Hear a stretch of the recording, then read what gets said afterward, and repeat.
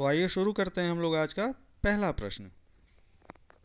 तो स्टूडेंट्स देखिए, ये है question number 28। The ratio of the sums of m and n terms of an AP is m square ratio n square. Show that the ratio of the mth and nth term is 2m minus 1 ratio 2n minus 1. आप देख सकते हैं ये CBSE में 2016 and 2017 में पूछा गया है और भी बहुत बार पूछा गया है। तो क्वेश्चन बहुत इम्पॉर्टेंट है, क्वेश्चन नया है और इसे आपको अच्छी तरह से समझ लेना चाहिए। तो बने रहिए वीडियो में ज़्यादा से ज़्यादा 15 मिनट और मैं आपको इस क्वेश्चन को पूरी तरीके से एक्सप्लेन करूँगा और इसकी जो ट्रिक है समझने की उसे भी बताऊँगा। सॉल्यूशन करने से पहले आप सभी का हमारे YouTube चैनल एडुटेरा पर स्वागत है। अगर आप इस वीडियो को पहली बार देख रहे हैं या चैनल पर पहली बार आए हैं तो हमारे YouTube चैनल एडुटेरा को सब्सक्राइब करें। Let's start to learn something new. Edutera mission of success. तो देखिए क्वेश्चन हमारे रेशियो से रिलेटेड है। यहाँ पर हमें m टर्म्स का सम, तो इसका फॉर्मूला हम लोग बना लेते हैं। Sm equals to m by 2a plus m minus 1 into D and Sn equals to, ये होगी हमारी इक्वेशन नंबर 1। तो ये बन चुका है हमारा m टर्म्स का सम। अब हम n टर्म्स के सम का फॉर्मूला लिख देंगे। n by 2 in the bracket 2a plus n minus 1 into d, it is number 2. According to question we have given the ratio between these two. आपको रेशियो गिवन है तो इसका मतलब हो जाएगा Sm अपॉन Sn। भाई रेशियो को हम फ्रैक्शन में लिख सकते हैं। तो यहाँ आ जाएगा m by 2 in the bracket 2a plus m minus 1 into D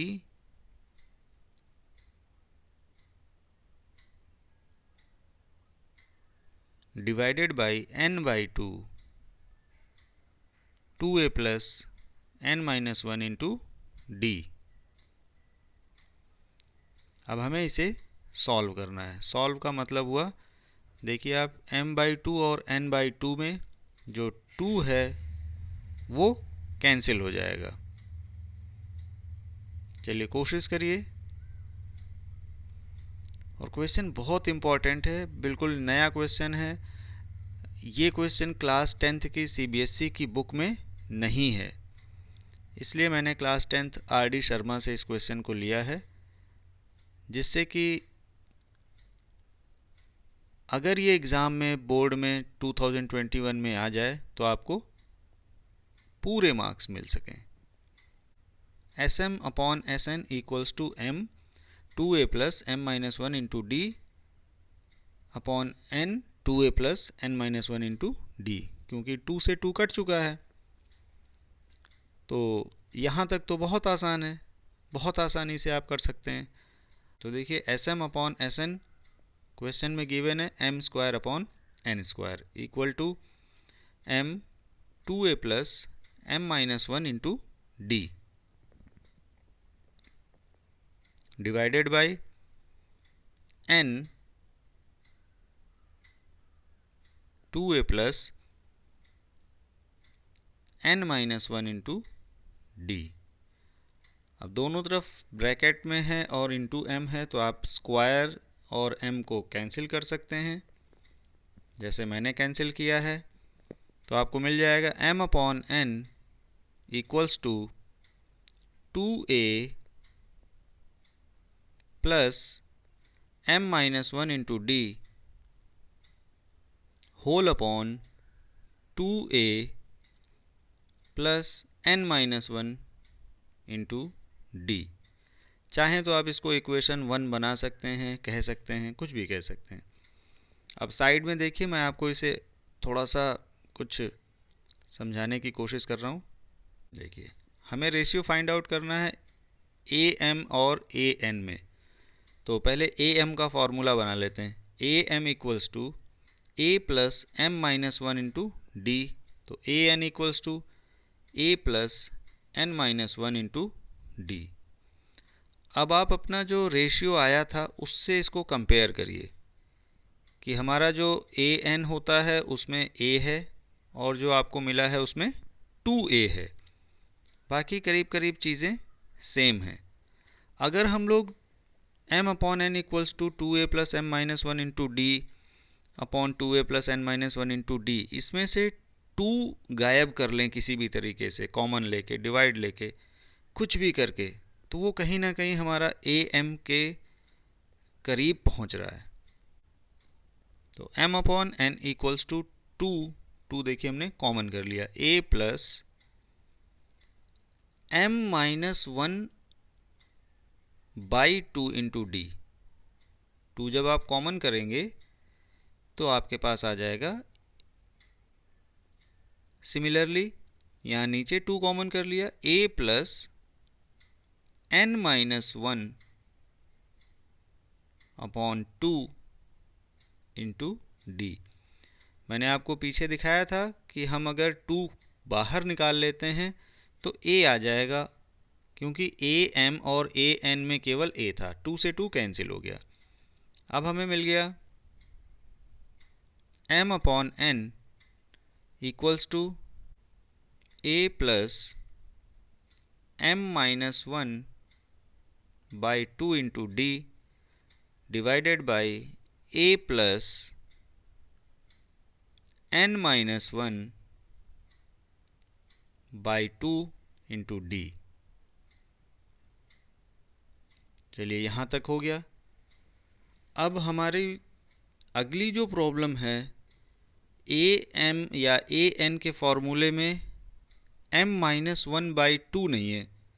वहाँ क्या है, या तो m माइनस वन है या n माइनस वन है। मैंने लिखा है ना टैग लाइन में ट्रिक के साथ, तो इसकी ट्रिक क्या है, ट्रिक मैं थोड़ा सा ब्लैक कलर में लिख रहा हूँ।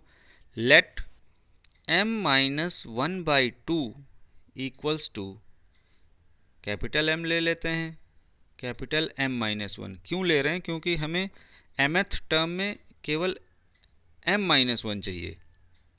तो m इक्वल्स टू क्या हो जाएगा, 2m माइनस 2 प्लस 1। क्या किया, 2 से क्रॉस मल्टीप्लाई करके ब्रैकेट ओपन कर दिया और 1 को ट्रांसफ़र कर दिया। सो m इक्वल्स टू आ चुका है 2m माइनस 1। और आपका क्वेश्चन देखिए बहुत आसानी से सॉल्व होने वाला है। अब हम m की वैल्यू इसलिए निकालेंगे क्योंकि LHS में हमारे पास m है।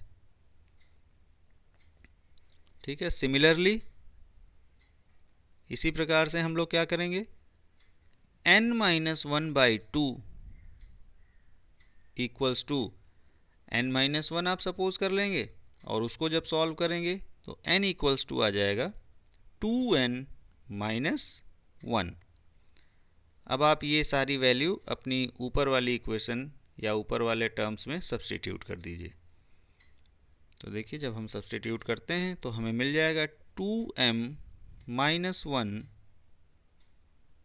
Divided by 2n minus one equal to a plus m minus one into D upon a plus n minus one into D. तो यही हमें प्रूव करके लाना था। तो आया ना मज़ा। यूनिक क्वेश्चन है जो क्लास 10th की बुक में आपको कहीं भी मिलने वाला नहीं है। तो हमें मिल गया 2m minus one upon 2n minus one equals to am अपॉन an। तो हमारा प्रूफ, हमारा क्वेश्चन कंप्लीट हो चुका है। मुझे उम्मीद है कि आपको पसंद आया होगा, और 2-3 बार इसकी आप प्रैक्टिस करेंगे तो आप इसमें एक्सपर्ट बन जाएंगे। तो आइए शुरू करते हैं अपना दूसरा क्वेश्चन। तो हमारा दूसरा क्वेश्चन भी आ चुका है। ये क्वेश्चन भी बहुत इम्पॉर्टेंट है, बहुत बार पूछा गया है। ये मैंने जहाँ से लिया है वहाँ पर ईयर प्रिंट नहीं है, लेकिन बहुत बार पूछा गया है। Which term of the sequence 20, 19, 1/4, 18, 1/2, 17, 3/4 dash dash dash is the first negative term. यानी यहाँ पर आपको क्या बताना है, इस सीक्वेंस में पहला नेगेटिव टर्म कौन सा होगा। तो इसका मतलब ये हुआ कि आपको यहाँ n की वैल्यू फाइंड आउट करनी है। सो बहुत आसान क्वेश्चन है, थोड़ा सा बस ट्रिक लगानी है, दिमाग लगाना है। और टैग लाइन में मैंने लिखा हुआ है ट्रिक के साथ, तो यहाँ मैं आपको वो ट्रिक बताऊंगा। देखिए a = 20 हो गया है, अब हम लोग d फाइंड आउट कर लेंगे।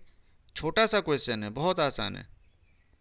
तो d = क्या हो जाएगा, 19 1/4 - 20, इसको सॉल्व करिए। 77/4 - 20 और सॉल्व करेंगे। सो d = -3/4। क्वेश्चन ध्यान से पढ़िए।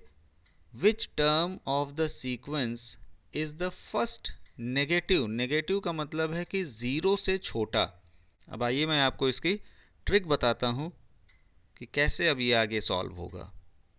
तो अकॉर्डिंग टू क्वेश्चन इसमें नेगेटिव टर्म बताना है। सो लेट nth टर्म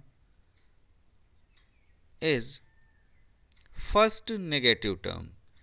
जो nth टर्म है इसका, वो पहला नेगेटिव टर्म है। ठीक है,